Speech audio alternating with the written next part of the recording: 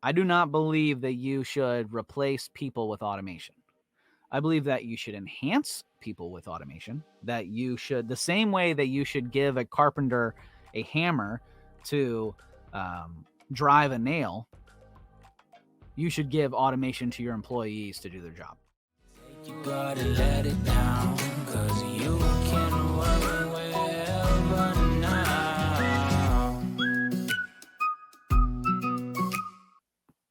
What's up, guys? Welcome into the Work Wherever podcast. This podcast where we talk about automation, AI, the ability to work wherever so you can live every day like it is Saturday. Today we got a good one. I feel like we usually do. I feel like our podcast is pretty good, but I do like this one. We've talked so much about automation and artificial intelligence over the last year plus. I guess we've been doing this podcast now for as the Work Wherever podcast. We've been doing it for about a year and a half now. I think we maybe it's quite, I think it was July of 22 is when we rebranded what used to be the Innovari podcast as now the Work Wherever podcast, and we started talking about more so AI automation, whereas before we talked about personal development. More, it was definitely a technology podcast, but we definitely had that personal development element to it. We talked about project management, and we talked about agile methodology and all that, the art of getting 1% better. And we had a bunch of guests on that were entrepreneurs, and then we rebranded to the Work Wherever podcast. We wanted to get a little bit more technical and really talk more so about automation and artificial intelligence, because that's where our bread and butter and our niche is.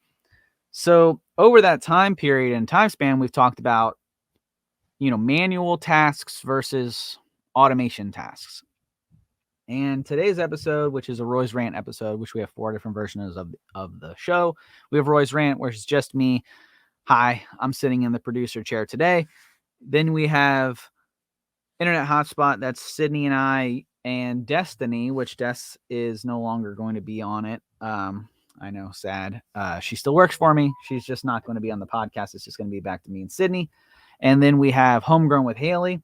That is with my wife, where we talk about more about lifestyle, homeschooling, that sort of a thing. And then we have Full Length, or guests, which we haven't done one of those in a while. We have a couple of them scheduled. I feel like I say that so much, but I promise you that we really do have guests scheduled and even recorded. We just haven't released them yet. So this episode, this is manual versus automated tasks. Does it really matter? And how much time does it really save us? Are we replacing the people? Are we, is this bad for business? Is this bad for the organization? Do we want to save our people?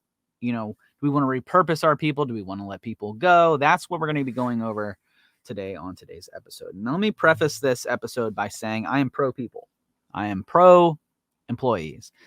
I am of the philosophy that if you have 2, you have 1. If you have 1, you have none. And I learned that from a man named Andy Frisella. And so if you haven't checked out Andy Frisella, go check him out. He runs a podcast called Real AF. It's a great podcast. Obviously, he does so many other things. He's an entrepreneur. He owns a bunch of businesses, and he made his name outside of podcasting. But I tell you to go check out his podcast, because he has a ton of business development podcasts that he does a Q&A section with. It's a great podcast. So go check that out. And I took this from him. It's if you have 2, you have 1. If you have 1, you have none. And what he means by that is if you have 2 people that do the same task, you really have 1, because you can count on one of those people to be out, sick, on vacation, unavailable, etc. If you have 1 person, take those same scenarios that I just talked about, sick, on vacation, unavailable, and you have none. What if that person leaves? If they leave your company, then you're back to 0. Whereas if you have 2 people, one of them leaves, gets purposed, whatever, then you still have 1, and now you can go hire back, which has happened to us multiple times. Not somebody quitting, but we do federal contracting. And so I have my internal developers, which I have 2 of them. And then I have federal contracts. And so we'll win a federal contract, or we'll expand a resource on a federal contract. They'll ask for a developer. I bring one of my internal developers onto a federal contract, hire then another internal developer. Now I maintain 2, and I'm able to place. So it's worked out extremely well for me. I've done it with every position except for my assistant, which really I do run it with my assistant as well, but I have one executive assistant. That's Destiny. It used to be Sydney. Now, when Destiny's unavailable, I've always had like a backup. So Courtney has helped me with things on the federal side. Sydney has continued to help me with things on the commercial side. So I've always kind of had that backup because I do believe that if you have two, you have one. If you have one, you have none. So I say that as a preference or a preface to all of this to say I'm pro people. I do not believe that you should replace people with automation. I believe that you should enhance people with automation, that you should, the same way that you should give a carpenter a hammer to drive a nail, you should give automation to your employees to do their job.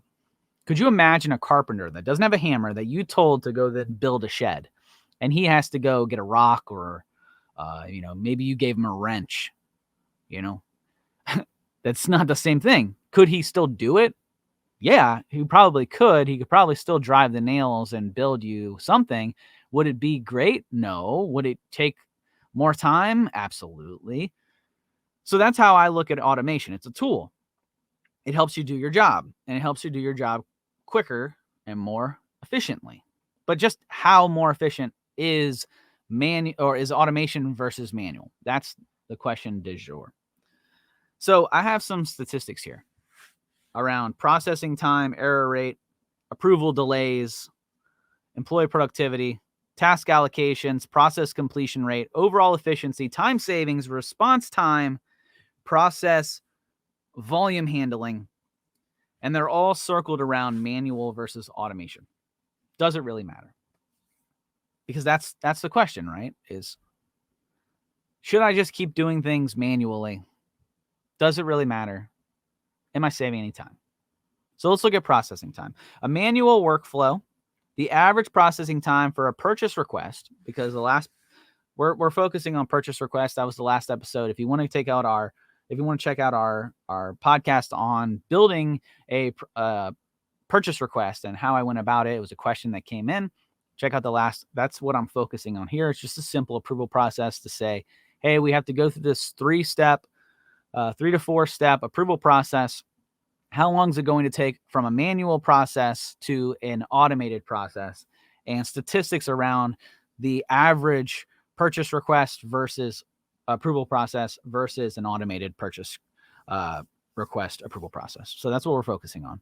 So the average purchase request or approval process takes 2 to 3 days for an internal purchase request or an internal purchase process or approval process. 2 to 3 days. And we talked about that on the last episode where you're talking about manual printout, fill out of forms, traveling, and by traveling, I mean walking it down the hall, handing it to the approver, whether that's your director or a boss or whatever, assuming they're in the office, 2 to 3 days. And we talked about the struggles that the government had seen, that we had seen in enterprise organizations, and then we sought to fix.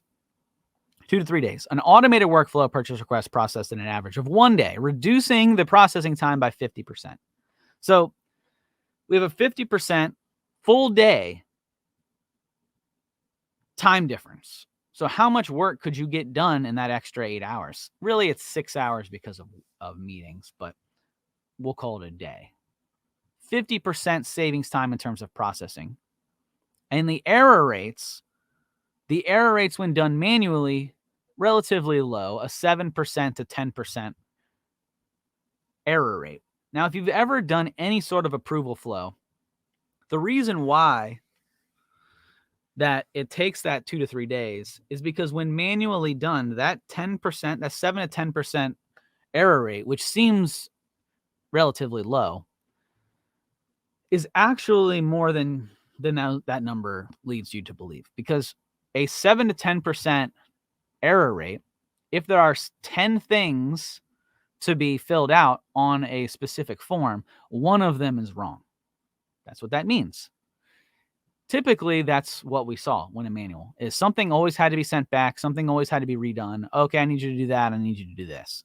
If you automate that, you reduce it to a 2 to 3% error rate. And so what that is for every 100 fields, 2 to 3 for every 100 fields. So that is every 10 forms, 2 or 3 of them, instead of every 1 form with 10 fields. You following me on that? And the reason why that error rate decrease happens so significantly is due to the fact that the system itself in automation can capture or can track or can catch some of these errors ahead of time. Maybe you're doing that through pre-populating fields. Maybe you're doing that through limiting choice. So a lot of times in a manual sense, if you're asking what type of request it is or what type of division somebody's in, and somebody says information technology or somebody says IT. Okay, well, by giving it the choice field as a drop down, which is a form of automation, you're reducing the spelling mistakes, you're reducing the naming convention mishaps to say, oh, no, you know what? Instead of putting IT, you actually have to put the name of the division, which is actually ITSI. Or you actually have to put the name of the office, which, government offices for information technology, it's not IT, right? So maybe it's like OIT. You have to put the office, right? Or maybe you have to put like, I don't know, RAD, which is, one of the agencies we work with, right? So maybe there's an acronym there that you have to spell out.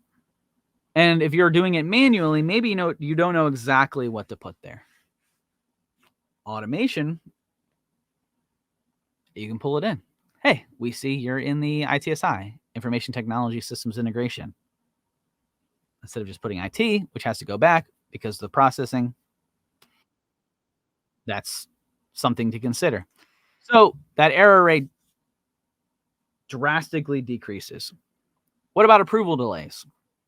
Well, that's kind of what we talked about the overall processing time, is that approval delays is probably not probably, it 100% is the majority of that significant decrease, 50% we're talking about in total processing time from automation to manual. So the approval delays in a manual workflow, 30% of the purchase request or approval experience delays are due to missed approvals or routing issues. It went to the wrong person. Oh, no, I'm not actually the director. I'm not an actual assigner. Oh, I'm out of the office. 30% of the time, that is the problem. Approval delays were reduced 5% from 30% to 5% due to data validation and standardized forms, meaning I no longer have to guess who the reviewer or approver is. The system knows. If I put that it's a purchase request, it knows to send it to Bill. If I put it as a purchase approval, it knows to send it to Susan.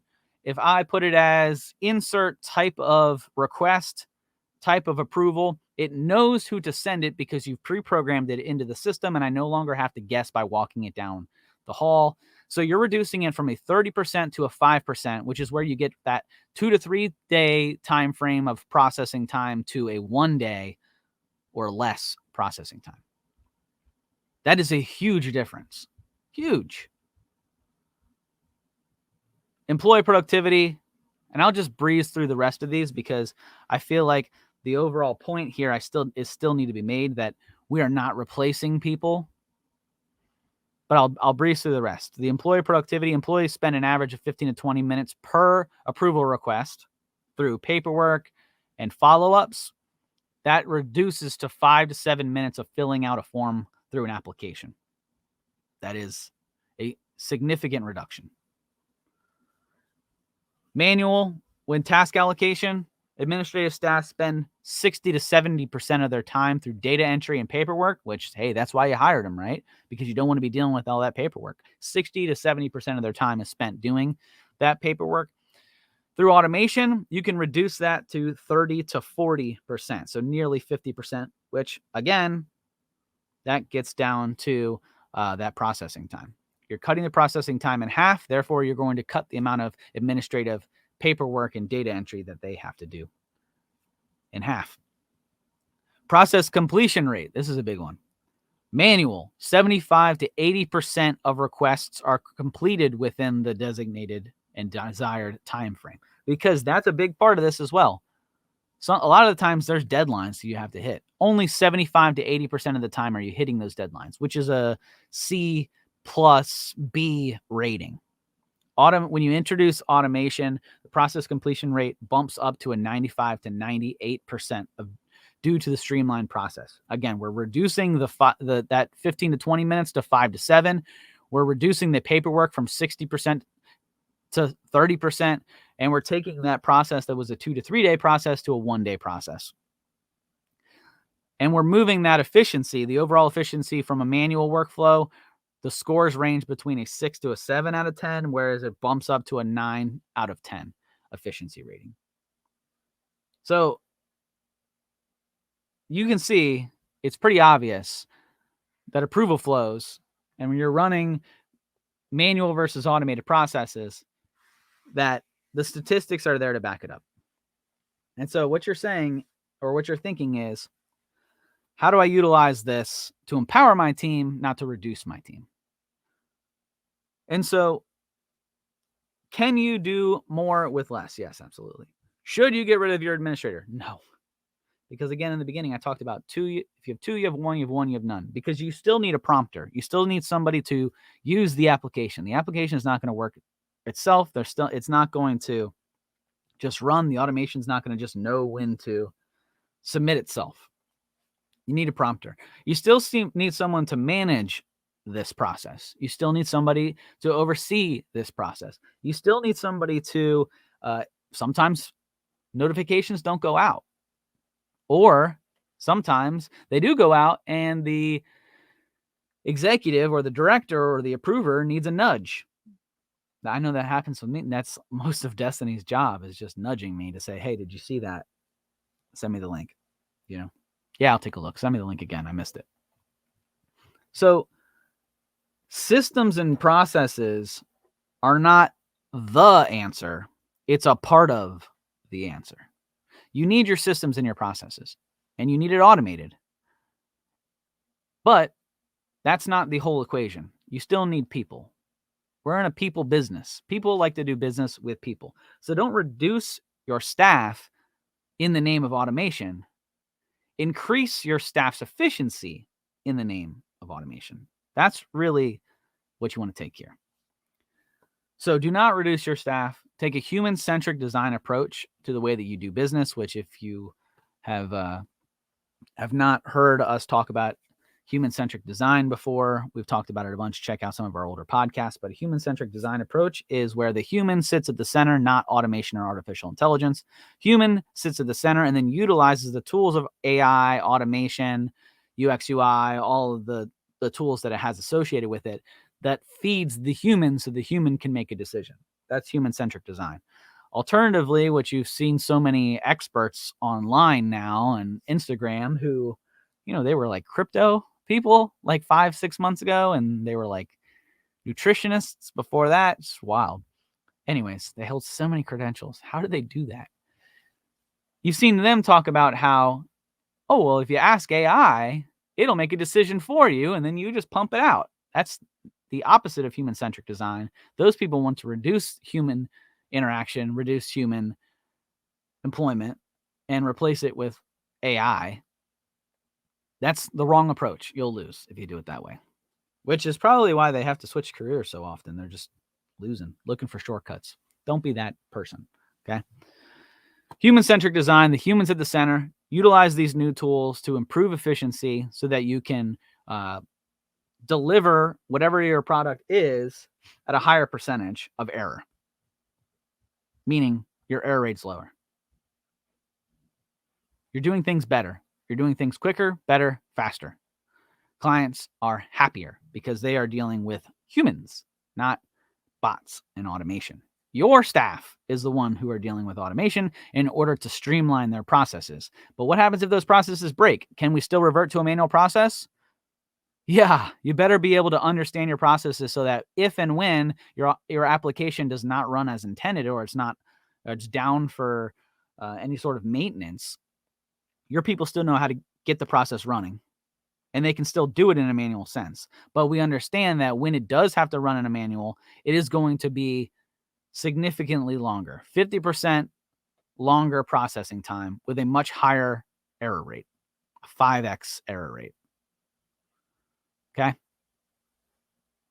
So, guys, if this is a lot for you, that's okay. Go to capitalpresence.com, reach out to us, put your comments in the, or put your questions in the comments here, and we'll make sure that we answer them, because I want to make sure that this is not too much for you. If I have to do another podcast, I will. If I have to do another 12 podcasts on this, I will.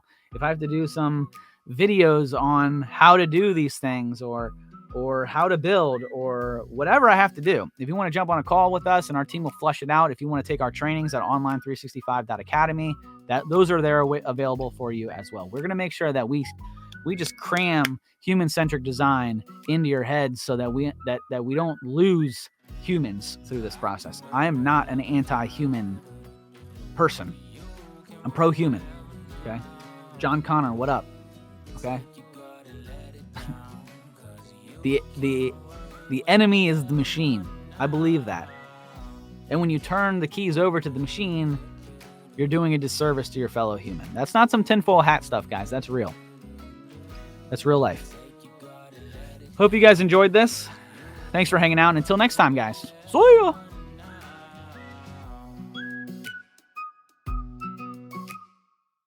Hey there. Don't forget to hit that subscribe button and turn on notifications for all the latest videos from Capital Presence.